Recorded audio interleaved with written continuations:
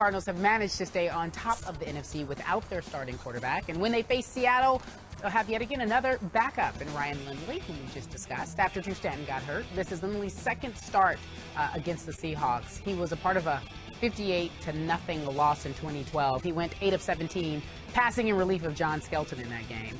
So with little notice, he is getting ready to play. The Cards on offense, they're on the decline, 25th in the league. Lindley must face a defense that's first in the league. Cardinals are a 7.5-point underdog at home. So if they lose, Seahawks take over first place in the NFC West. So I'll give this to you, Skip Bayless. Who wins on Sunday? Stephen A. Smith, I am extremely interested in this game simply because I sense such low national interest in this game. Just to drive home this point for our viewers, do people realize that the Arizona Cardinals, who are 7-0 at home, have a chance to win this game and win home field advantage throughout the playoffs, to clinch it this Sunday night, to play in a Super Bowl that is in their stadium? This is unheard of, yet, as Kerry just points out, they are 7.5-point underdogs at home, because, obviously, they have lost Carson Palmer, their starting quarterback. They've lost Drew Stanton, their backup quarterback, who did practice on a limited basis this week. I don't think he's going to be able to play, but he did sort of muddle through practice. And they lost their starting halfback, because he's more of a halfback than a running back, in Andre Ellington. Do you realize, Stephen A. Smith, that on this show, regularly this year, we have basically disrespected the Arizona Cardinals? At least I have. I don't remember exactly how much you have, but I have regularly. And I'm here to confess that if I hadn't picked Seattle to win the NFC and go win the Super Bowl, I would pick Arizona to win this game, just because I have gained even more respect this year for the man we spoke about in our A block today, Bruce Arians. He is the runaway coach of the year. This defense, still under Todd Bowles, who will be a head coach, I hope soon, does not get nearly enough respect. Every time I think that's it for Arizona, that's not it for Arizona.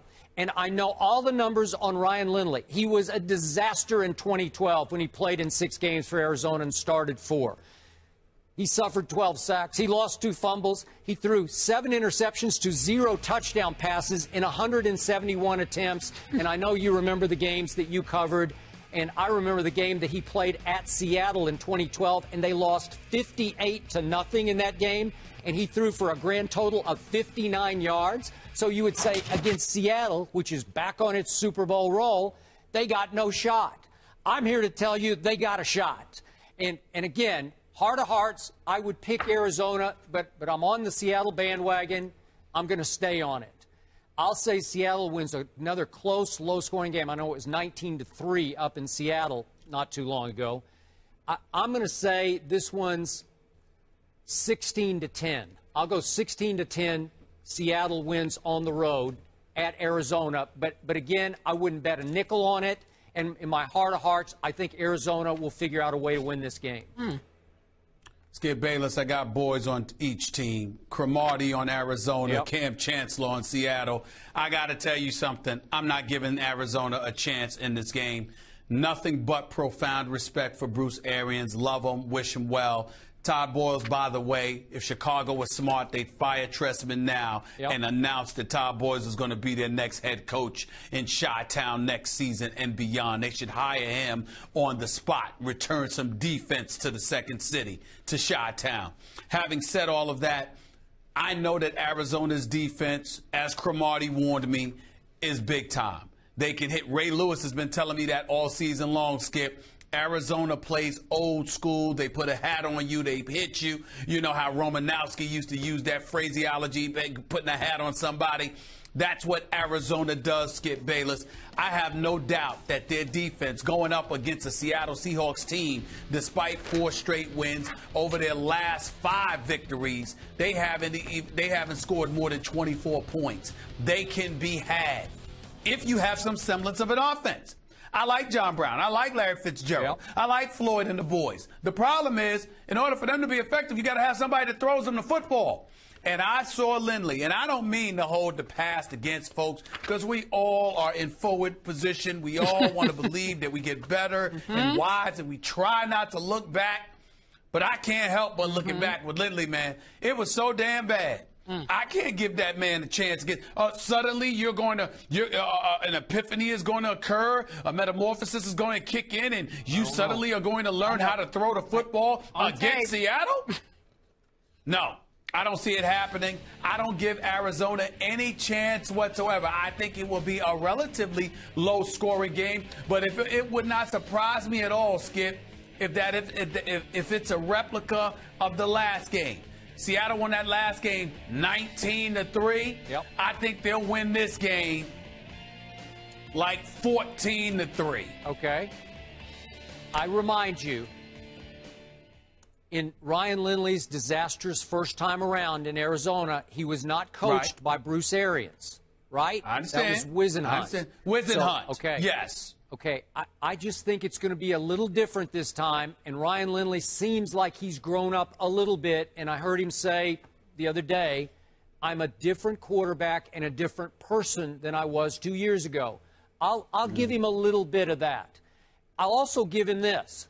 You realize Arizona has run the football 33 times a game in the last 2 games. Kerwin Williams came from nowhere. He's another one of those, Jonas Gray types. Right. He just comes out and you say, where? I looked him up. Oh, yeah, he was at Utah State. He's that guy. Well, he looks like he's a Pro Bowl player. Sure. So all of a sudden I say, could they just hammer it and try to stay in the game? Against Seattle? Okay, well, again, maybe. I don't know, because, listen, let's flip the script here.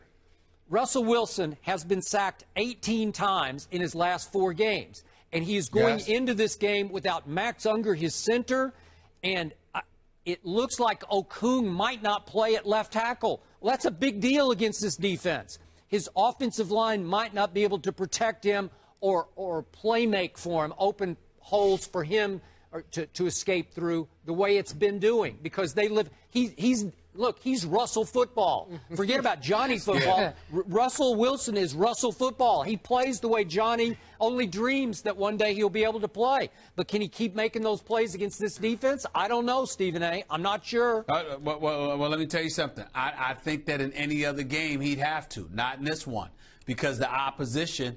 I don't wish harm on anybody, and Lindley is who he is, and I'm quite sure he's a better quarterback and he's a better person. Well, you know what? Prove it another game. Prove it the last week of the season, because you ain't going to do it against the Legion of Boom. You're not going to do it against Avril and Bennett and those boys on that defensive line who are starving for their own level of recognition. You're not doing it. I cannot see this dude coming off the scrap heap, and you're going to show up against the Legion of Boom and think you're going to make some noise. Wrong week, brother. Okay, wrong but can week. You do that? I don't see it happening. You can keep do doing that? Well, it do you think you really think somebody's going to 1-inch passes? You really think somebody's going to run the football? Now, if you want to dip and dunk it to John Brown, the rookie, and he makes some things happen with his electrifying self, okay, I might be willing to listen to the possibility of that happening. Although the way you beat Seattle is by trying to wear them down, not by trying to have more speed than them, because they got a lot of speed on their defense. I just don't see it happening, man. You can't convince me that some quarterback named Lindley with a QBR of 9 is going to beat Seattle. Well, he doesn't have a QBR. He barely played this year. I mean, you can't hold that against him this year. But he didn't play this year because he was a scrub the previous 2 years. Okay, but I'm going to remind you, he's prototype. He's your basic 6'4", 235-pounder with a big arm. He's got a big arm. Again, I didn't see that. I do. I didn't see that. It's going to be a good game. It's going to be an interesting game. You sold people on it. Okay. Well, it'll be interesting. But when you say good, that implies that there's going to be good ball playing. I think on the offensive side of the ball for Arizona, I don't see that happening. Oh, yeah, go ahead. Last quick thought. A guy I know a little and love a lot is Patrick Peterson. And do you remember when he tweeted us in the midst? We were having a discussion in which we were anti-Arizona. And I don't remember, I'm just paraphrasing the tweet, but it was like, just keep on doubting us. Oh, okay. You know, it's one of those. Yeah, I do remember and that. When I looked up at the screen and saw the tweet that we ran on the air, I thought, uh-oh. You didn't like it. No, I mean, that motivation. It's like, because that guy, you don't mess with his psyche. You don't tempt him. You don't dare him. We're not messing with Arizona's defense. We're messing with their offense and their third-string quarterback going against the reigning, defending Super Bowl champions who are on a roll. I'm sorry. I don't care what Patrick Peterson has to say. He can't play for Lindley. He can play on the defensive side of the ball. He can make it a dogfight. I understand that. He can't throw the damn ball for Ryan Lindley. I don't care what he has to say. When Patrick Peterson can get behind center and drop back to pass and then come talk to me. He can't play for Ryan Lindley. Okay, so he cannot play for Ryan Lindley. You're giving Ryan Lindley at home all of 3 points. I'm giving him all of 10 points.